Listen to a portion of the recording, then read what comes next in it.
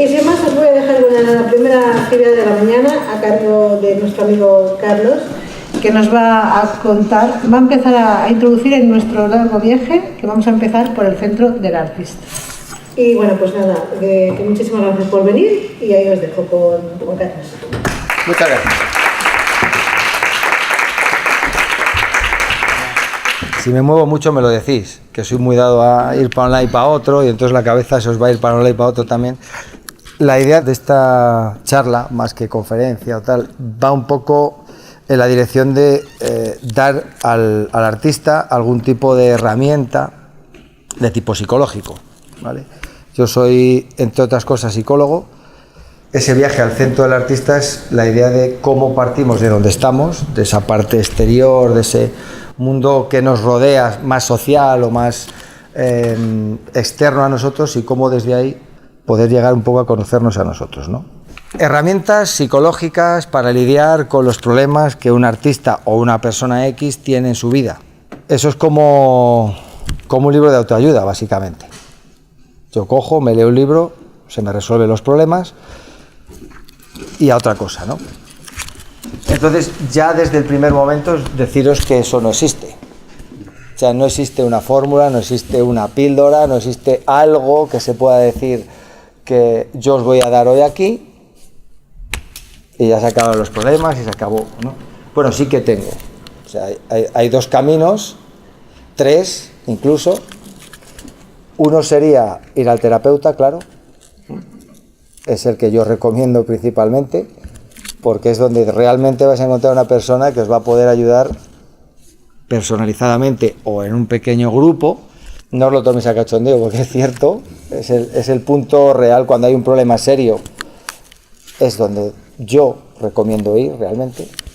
Si no os gusta eso, pues están las pastillas, claro, que espero que os guste menos todavía, porque desde el punto de vista de la psicología humanista, que es desde donde yo me posiciono dentro de ese amplio y vasto mundo, las pastillas son útiles siempre y cuando ayuden a la persona a salir de ese estado de angustia o de depresión o de un brote psicótico, algo realmente serio, algo realmente fuerte, que le ayude a salir de ahí para que yo luego pueda trabajar desde terapia. Es el único momento en el que se considera desde cualquier aspecto de la psicología válido el uso de pastillas. Luego ya habrá psiquiatras u otro tipo de psicólogos de corte clínico principalmente que la recetarán con un poco más de alegría. Y mi consejo es que si podéis no os vayáis a ese lado, ¿vale? Porque la pastilla, primero, emocionalmente te suele anular, ¿vale? Recordemos que suelen ser productos de amplio espectro, es decir, toca no solo lo que quiere tocar, sino otras muchas cosas, ¿no? No solo te anula a lo mejor el brote psicótico o te normaliza el estado de ánimo, sino que también te anula el estado de ánimo en general. O sea, estás un poco como un zombie, ¿no?, por la vida. Si eso se perpetúa en el tiempo, lo que ocurre es que estás dependiente de algo que te normaliza, pero no te acaba de ayudar. Si te lo quitas, la angustia sigue aquí dentro. El problema sigue dentro. Como máximo, una combinación de las dos cosas es lo ideal.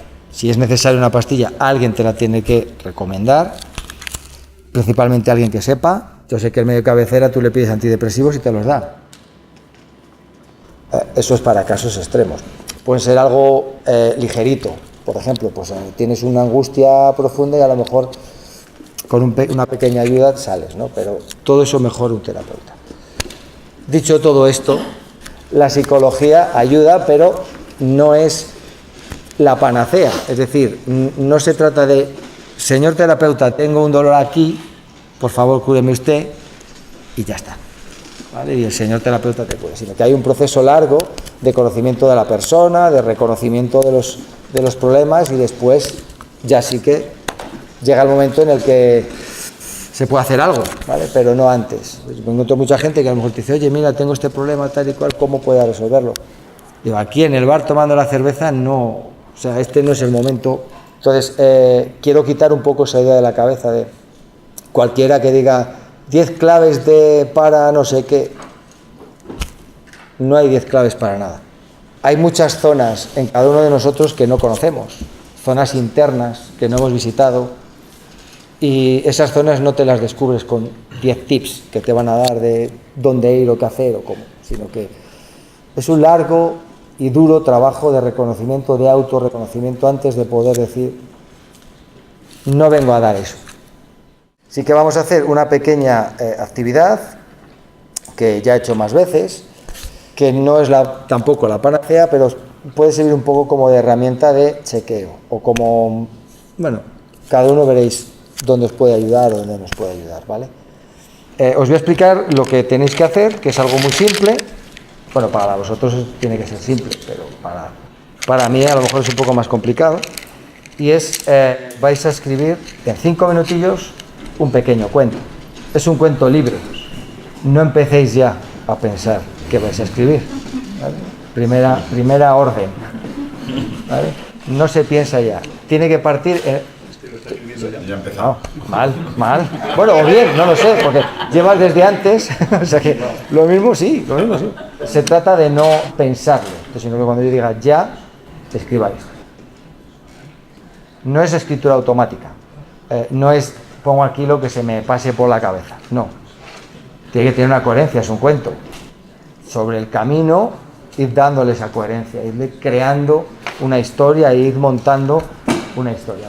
Voy a poner el cronómetro, que así sirve para algo esto. Y hay más presión. Claro, y así es justo, ¿no? No se puede proyectar. Necesitáis que haya un tic-tac porque lo hago. Vale, estamos todos entonces. Venga, adelante.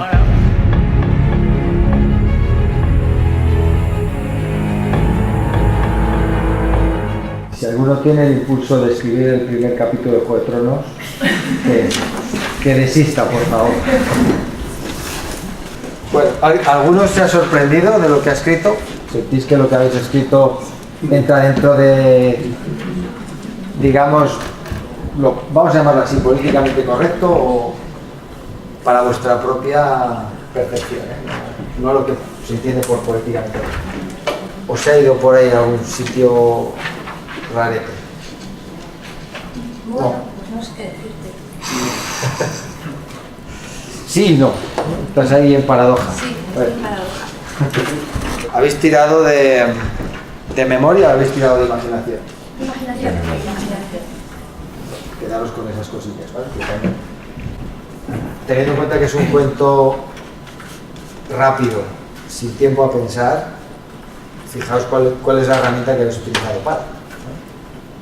No es una mejor que la otra o la otra mejor que la una, son distintas, pero que os llaman, es un punto de cómo hago yo ciertas cosas.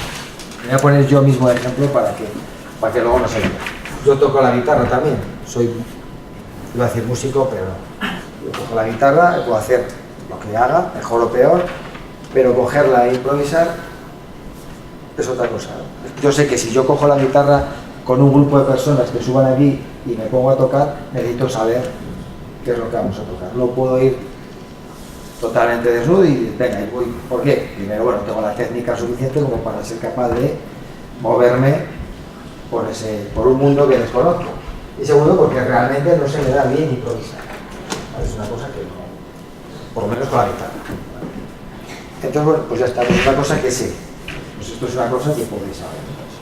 Quiero que elijáis quién es el protagonista de la historia. Quién es, cómo se llama, cuáles son sus rasgos, que le deis un poco forma, que estamos aquí para algo, ¿no? Es decir, tenemos que saber quién es, cómo es, podéis crear un poco de historia de él, sus rasgos, imaginaos 5 o 6 rasgos principales de lo que sea, pues un conejo, una piedra o un ser humano. Vale, no, más o menos. Bueno, oficialmente tenéis un trozo de vosotros ahí escrito. No. Quizá los que hayáis tirado de memoria, no tanto, no lo sé. Pero sí, evidentemente, si tiras de creatividad, tiras de ti. Es un trocito de vosotros y que os va a servir un poco para tomar contacto con vosotros. Hay muchas formas de hacer esto, esta es la menos invasiva que conozco. esto ya es una herramienta de autoconocimiento. El problema que tiene es que puedes estar condicionado por, y no es una herramienta 100% fiel, porque siempre os puede, pues eso, si tiramos de memoria porque tal, os puede ir a una historia de no sé qué. El instrumento que de verdad sí que funciona como 100% objetivo son los sueños. ¿Los sueños? Sí. Ahí sí que no tocáis, la conciencia no toca nada, ¿vale? La puerta está cerrada y lo que ocurre ahí dentro está 100%, podéis estar 100% seguros de que se cocina dentro, no hay nada que... ¿vale? Cierto es que hay muchos tipos de sueños, os tocaría descubrir qué sueños realmente están hablando de algo que está aquí dentro y que está ocurriendo aquí dentro, ¿no? Puede haber sueños, como en el caso de preocupación del trabajo, por ejemplo, ¿no? Algo que es muy evidente que es porque ha pasado algo en el trabajo, que me preocupa y salta un poco ahí. Pero hay ciertos sueños, sobre todo los que son muy profundos, aquellos en los que os levantáis y decís, ¿pero qué es esto? ¿Qué he soñado aquí? Escribirlos, guardarlos, porque eso sí que forma parte de vuestro, ¿vale? O sea, eso sí que es algo genuinamente vuestro y de preocupación interna vuestra. Luego desentrañar eso es otro mundo muy distinto, ¿no? Pero al menos empezar. Yo aquí os voy a dar un poco las pequeñas pautas que se pueden utilizar para ello, ¿vale? Siempre es necesario, como digo, una persona que sepa. Os ayudará más, entraréis mejor, conoceréis más cosas, ¿no? Yo vengo un poco a dar una pequeña pincelada para que tengáis algo. Con lo cual esto ya empezamos con algo, ¿vale? Así que ahora tenemos un protagonista, tenemos una historia, no sé si acabada o no, vale. ¿Qué es para vosotros un héroe? ¿Qué es un héroe? No lo escribáis. Aquel que o lo dejáis dentro o lo compartís. Un héroe, yo diría que alguien que quiere cambiar algo. Como por ejemplo, que quiere cambiar ¿qué? Algo que le incomoda o que le molesta a él. O sea, hay algo que él se decide a cambiar, vamos a ver. Vale. En su entorno cercano, tal, sí, puede una ser, injusticia, puede ser algo así. egoístamente, algo sí. Que le afecta a él, o eso, o algún tipo de injusticia o algún. Entonces, ¿qué le hace héroe? El movimiento. Pues yo cambio la cafetera de sitio todas las mañanas, por ejemplo. Claro, pero bueno, sí, si te molesta. Eso me hace héroe. ¿Crees? A ver, tipo de héroe, sí, no sí, estoy juzgando, ¿eh? Si parece que estoy jugando, no estoy juzgando, ¿vale? Sí, para mí es un tipo de héroe. Vale. O sea, una persona que cambia algo a nivel general, que considera que debe ser cambiado, ¿vale? Todos hacen lo que pueden hacer, ni más ni menos. Entonces, ¿qué mérito tiene el hacer lo que puedes hacer? Yo voy a que tú a quién llamarías, este es mi héroe. ¿Qué tendría que hacer? Si es que tiene que hacer algo. O nunca dirías eso. O somos héroes todos, porque cada uno tiene que enfrentarse a sus miedos, a su vida y a sus problemas y superarlos y seguir adelante. O no somos héroes ninguno. Y hacemos por lo que podemos hacer. ¿Vale? Perfectamente bien. Para mí un héroe es alguien que se propone algo y lo con cierta dificultad y que lo cumple. O sea, que lo cumple, que lo hace. Que tiene una serie de cualidades, una serie de diferentes o no a lo de los demás, pero que hay un propósito y una o sea, cumple su objetivo de vida, un objetivo social, un objetivo... o todos. Puede ser interno o externo de cara a la sociedad o para él mismo o... Vale, o sea, cumplimiento de objetivos, cambiar algo... Es una calificación que depende siempre de la valoración que te hagan los demás. Un valor moral que tú atribuyes a los demás. Para unos puede ser los que derribaron las Torres Gemelas. Son héroes para unos y son asesinos para otros. Y puede ser una falla maravillosa. Es la mejor falla que he visto comparada con Valencia. Entonces... O sea, ¿para ti quiénes son los héroes? Los héroes... ¿Son héroes o villanos? Poder derribar las Torres Gemelas de esa manera, que cayeron así, eso como estética de la destructividad y creatividad, eso no lo hace cualquiera. Caerían en categoría de héroes para ti. Total, pero maravillosos. Vale. O sea, otro tipo de héroe, ¿no? ¿Cómo lo enlazarías? Es decir, ¿por qué son héroes? Estéticamente hablando, es decir, ¿por qué han creado una destrucción perfecta? Joder, porque parece una película de verdad. Y tan de verdad, ¿no? Lo es, ¿no? Lo fue, creo, ¿no? No sé, algunos dicen que... Pero vale. A veces llega uno a pensar que no, porque claro, con las películas y demás es como... Sí, es ficción, fue real, ¿no? De hecho, las películas se han alimentado de eso, ¿no? Ahora tú ves caer un rascacielos en las pelis y ves que caen...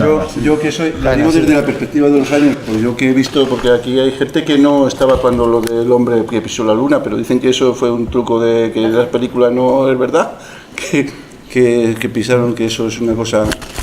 Esta pregunta está tan condicionada por las grabaciones que yo tengo en el cine, en las películas. Yo he sido testigo de, si habéis visto la película de Bienvenido a Mr. Marshall, que va con la banderita recibir. Sí. Yo en Torrejón de Ardoz vivía entonces, donde vinieron a poner la base americana aérea. Me llevaron, yo fui, era Eisenhower con Franco, y yo fui con la banderita así. Entonces, ¿quién es un héroe para mí? Los americanos. Puede en cada época puede haber un héroe distinto, una forma de considerar la heroicidad, ¿no? También. Vaya héroes, ¿verdad? De cojones. Es decir, que no. me has tocado un punto que tengo problemas con los héroes. Bueno, vamos a seguir desarrollándolo, a ver, a lo mejor encuentras algo ahí. Para mí un héroe es alguien que antepone las necesidades de los demás por las propias y nunca remunerado. Ajá. Un bombero a mí me parece que hace una heroicidad, pero no es un héroe porque cobra por ello. Ajá. Si fuera una persona que en ese momento arriesga su vida voluntariamente y sin ningún ánimo. Pongamos que el bombero ve un incendio cuando está fuera de servicio. Ahí sería un héroe. Esa es la actitud de héroe para mí. Vale, ok. Haciendo un poco recopilación, tenemos héroes hacia afuera y héroes hacia adentro, ¿no?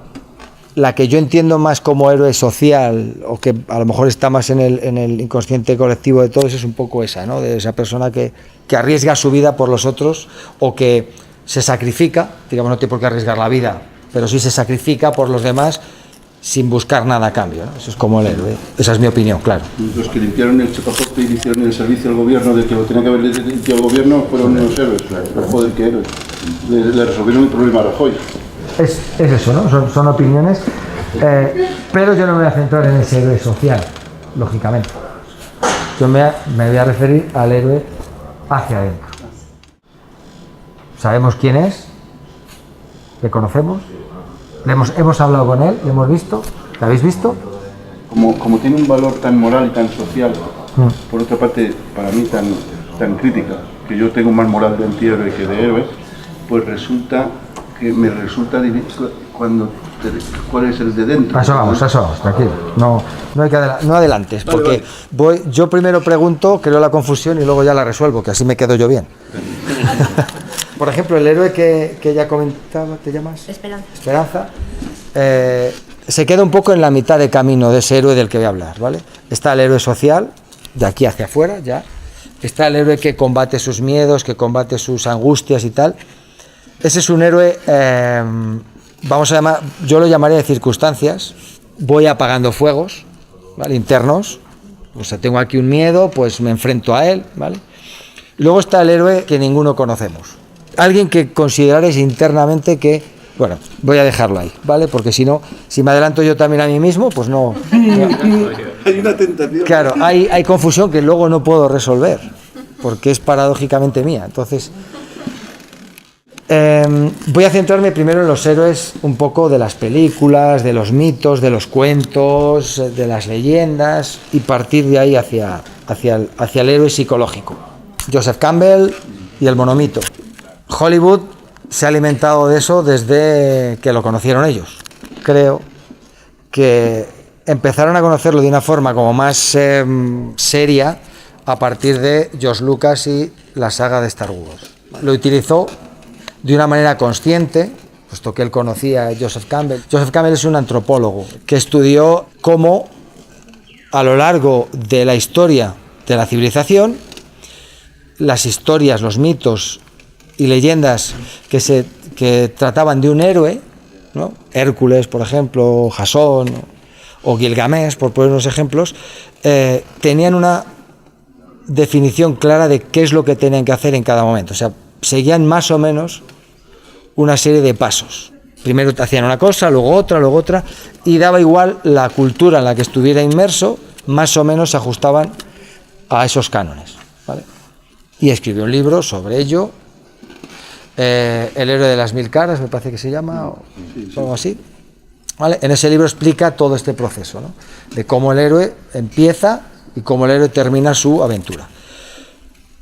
George Lucas lo conoció y George Lucas lo aplicó, así que tenéis un ejemplo moderno de eso en Star Wars, sobre todo la primera trilogía. El 4, 5 y 6 está un poco empapado de todo esto, ¿no? Es un poco, entre comillas, el héroe interior.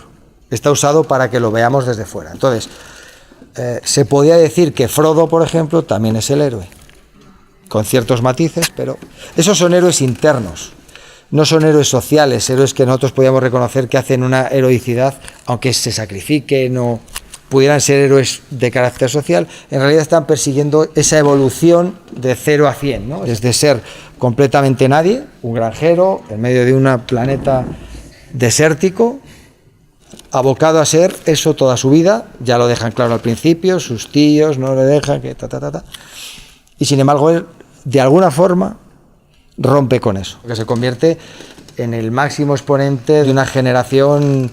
¿Las habéis visto todos, por cierto, Star Wars? Bueno, también me referiré a otras cosillas, ¿vale? Aparte, le pasa una cosa ajena a su voluntad, y es que alguien viene a tocarle las narices, ¿vale? En el caso de Frodo viene Gandalf, ¿vale? Y le dice, oye, mira, resulta que tenéis una cosilla ahí que vais a tener que llevar a un monte muy majo lleno de lava y lo vas a tirar.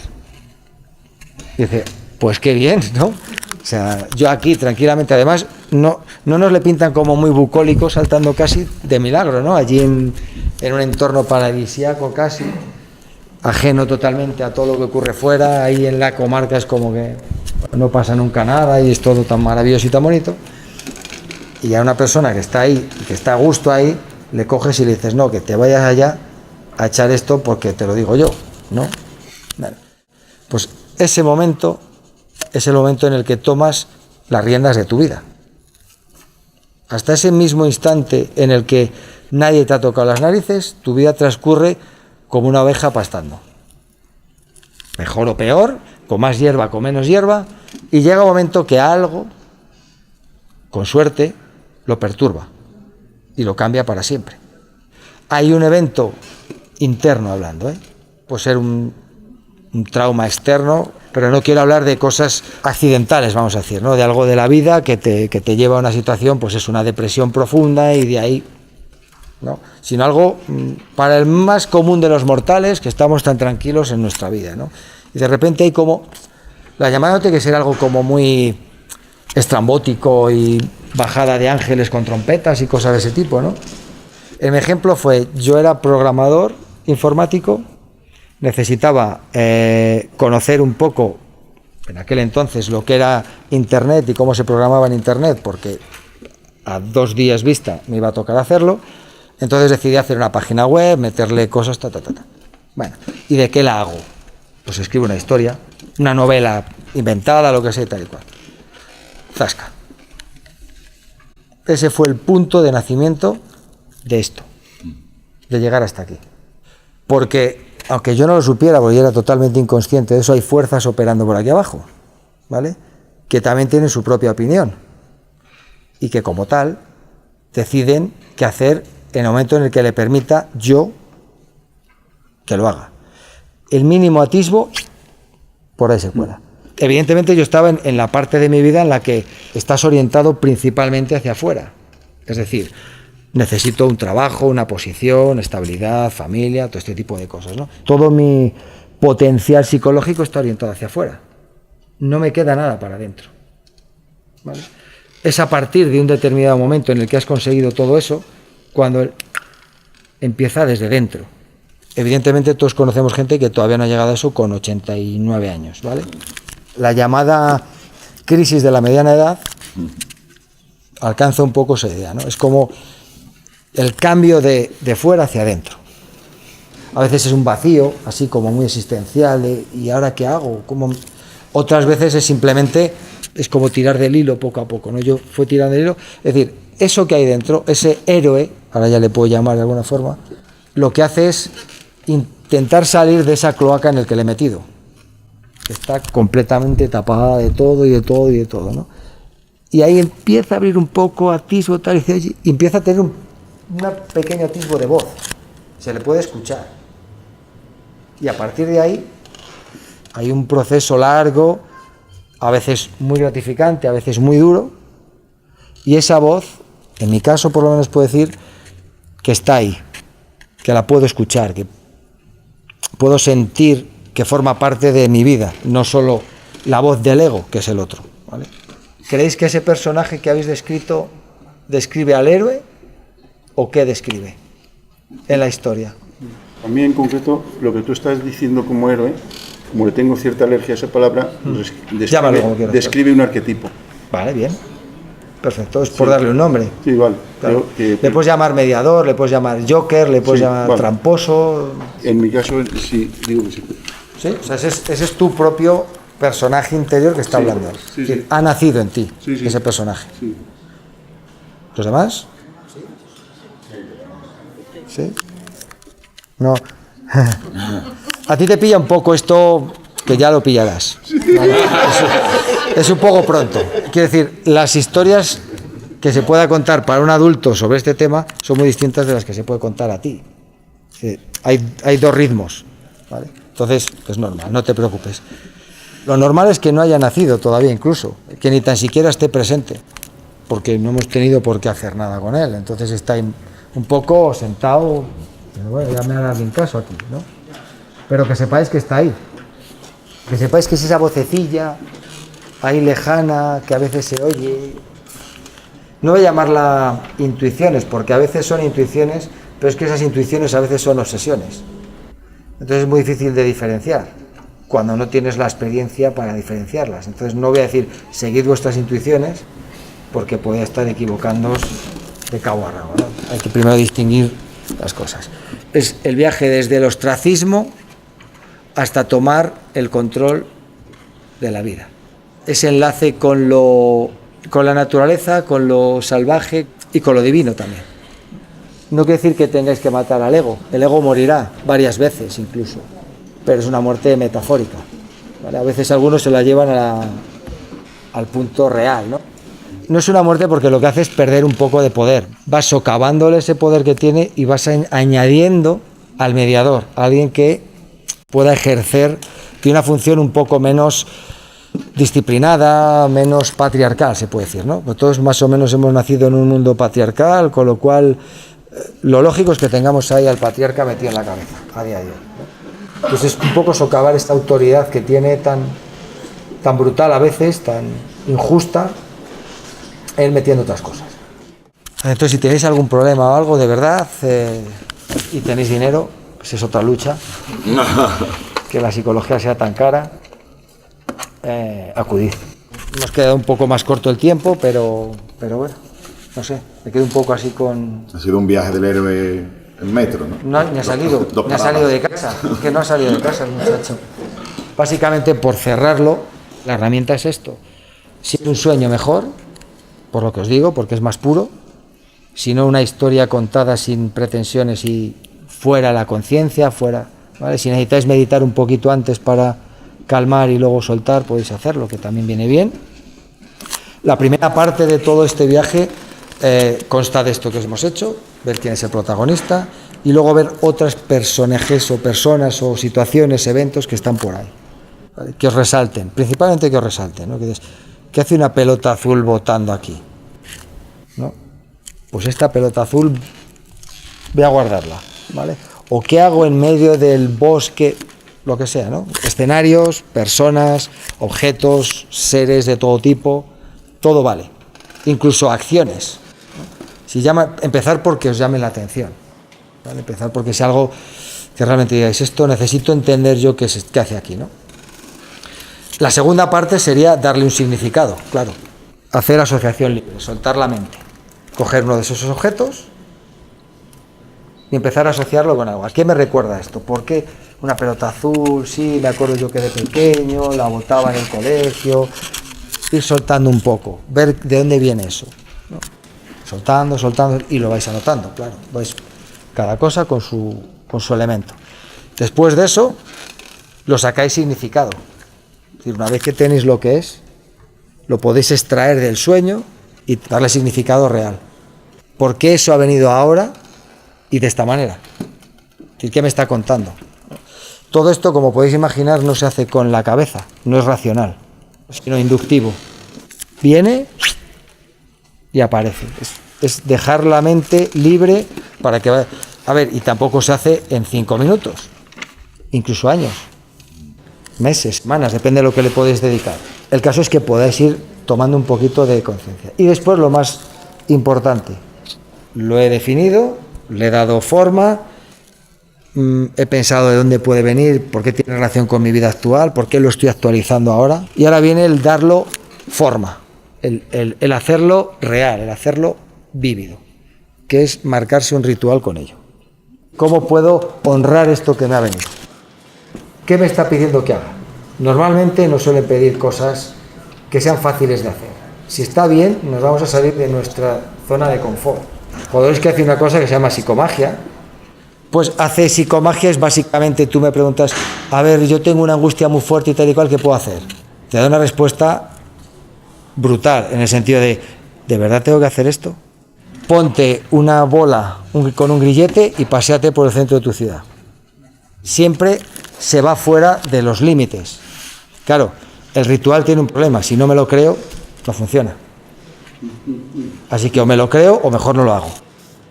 Tiene que ser duro, claro, para nosotros. Y a lo mejor vas a tardar en hacerlo. Cuanto más te cueste, más rico va a ser. Si dice mata esto tal, a lo mejor ya no estamos hablando de un ritual. Igual es alguna voz interna que hay que mirarse un poco mejor, ¿eh? Tiene que ser algo que haga yo para mí. Y además Jodorowsky indica que siempre tiene que terminar bien, ¿no? Porque muchas veces te pide róbale ropa a tu madre o a tu padre para hacer el ritual, luego te pide que la laves y la devuelvas o que le compres algo nuevo. O sea, no puede dañar a nadie y tiene que terminar todo, claro, por lo menos tal y como empezó. Claro, es algo para ti interno, no tienen que sufrir los demás las consecuencias de un proceso tuyo, ¿no? Un poco también el prejuicio que puede haber respecto que la letra con sangre entra. Puede entrar con risa, que en el sentido de que no tenemos por qué aprender vía sufrimiento. Yo diría que sí. Bueno, ¿ves? Sí, porque la risa enmascara cosas. Sí. Y principalmente te evita contactar. Ahí difiero en el sentido de que te propongo nada más los versos de Miguel Hernández en Las nanas de la cebolla, cuando dice ríete niño, que tu risa me hace libre, me pone alas, soledades me quita, cárcel me arranca. Y ahí la risa como refugio de los ingobernables. Ahora, los que quieran seguir el camino de las ovejas, que lo sigan. Y los que quieran seguir el camino de la cabra, que lo sigan. Pero la cabra, subir la montaña es apasionante. Esto es cosa de experiencia, perdón. Claro. Por lo tanto, cada uno que explore.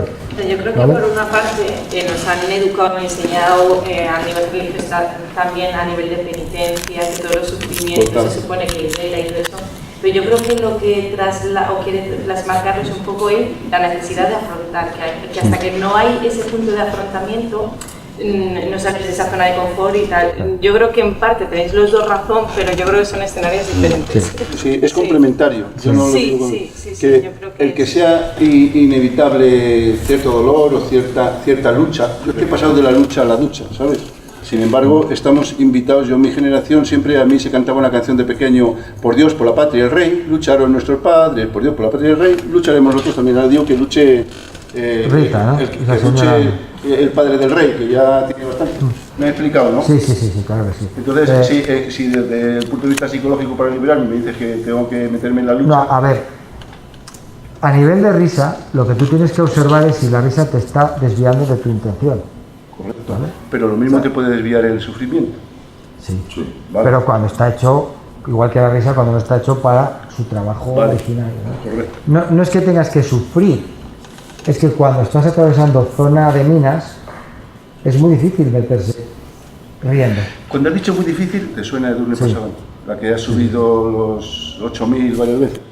Con ella, en una entrevista, se me ocurrió decir esa palabra, muy difícil, y me dijo... Si se me hubiera planteado a mí que es muy difícil, no había subido ningún 8.000. He sustituido la palabra muy difícil por la de muy apasionante. Te lo dejo ahí, simplemente, esa es esa experiencia. Bien. Y una cosa es aprender por experiencia y otra cosa es aprender por conciencia. Si pones conciencia en las cosas... A lo mejor, claro, pero la conciencia a lo mejor te diviertes más que sufres. Lo explico como reto. Es que son dos cosas muy distintas. O sea, a ver... No, si no te lo estoy diciendo como contradicción, sino que como la otra cara. No, es que, claro, cuando estás hablando de términos de campo de minas interno, puedes poner toda tu voluntad, pero cuando estás viendo tu mierda propia y estás dialogando con ella, es muy difícil estar apasionado, sonriente. De hecho, es todo lo contrario. Normalmente no quieres. Hay una fuerza interior que te apela a hacerlo, pero si por ti fuera a nivel de conciencia, dirías, no se me ocurre entrar ahí ni de coña, pero voy a hacerlo. Necesito hacerlo. Pongo el ejemplo de las sombras, como tú estás diciendo, ¿no? Sí, cuando yo trato este tema, suelo proyectar una imagen de sombras, una que es la sombra misma que te trata de asesinar a ti. Y es la sombra que se vuelve contra ti y con la que tú incluso te acojonas. Sí. Y hay otra que es que tú tratas de asesinar a tu propia sombra. Sí. Estoy de acuerdo con las dos imágenes. Claro. El ego reprime cosas hacia la sombra, reprime cosas hacia el ostracismo que son útiles para ti. Ahí es cuando tú estás asesinando esa sombra, de alguna forma. Pero también hay cosas en tu sombra que son negativas para ti, que están ocultas y que son realmente malas. Ahí es cuando la sombra te asesina a ti, ¿no? Entonces esa dicotomía está ahí, claro. Pero mi pregunta es, ¿cómo salvar eso sin luchar? Lo veremos en la próxima. Porque es mucho. A ver, es solamente unas pinceladas, ¿vale? Es imposible entrar en este mundo. Te dejo esa pregunta para que nos invites a otra conferencia tuya. Eso. Y te doy las gracias. Si va en algún momento, seguimos donde lo hemos dejado. Una pequeña pincelada. Sí. He querido entender que lo que nos has querido transmitir durante este tiempo es que todos llevamos un héroe dentro. ¿Es así? Sí, claro. Que debemos escucharle, debemos trabajarnos a nosotros mismos. Y ese que te va a ayudar también a sacar un poco la mierda y todos los No, es que tú, ahora mismo, lo que vas a querer es que se quede la mierda de por vida. Porque todavía eres enemigo suyo. Ay. Esto ¿Vale? es lo que quería. El problema es cuando poco a poco se va empoderando de alguna forma porque le vas dando voz. Entonces se va haciendo más tu aliado que tu enemigo. Pero inicialmente, y por cerrarlo un poco, la primera vez que tuve conciencia de esto y empecé a coger los sueños como algo necesario para trabajar, el primer sueño que me vino, me acuerdo de él porque estoy fuera, hay una escalera y debajo de la escalera había una luz y una puerta. Arriba estaba cagado de miedo, pero cuando bajé jamás he conocido un miedo más puro y más duro que ese. Y no pude llegar a abrir la puerta, que era lo que se supone que iba a hacer, porque era tan fuerte el miedo que me quedé agarrotado. Lo que hay detrás de eso está mezclado, es toda una masa confusa, está mezclado el héroe, está mezclada la sombra, está mezclado todo ahí. Pero como nunca he trabajado con ella, como nunca lo he visto, me produce un miedo a mi ego, que yo estoy identificado con mi ego porque no conozco a otro, ¿vale? Inicialmente.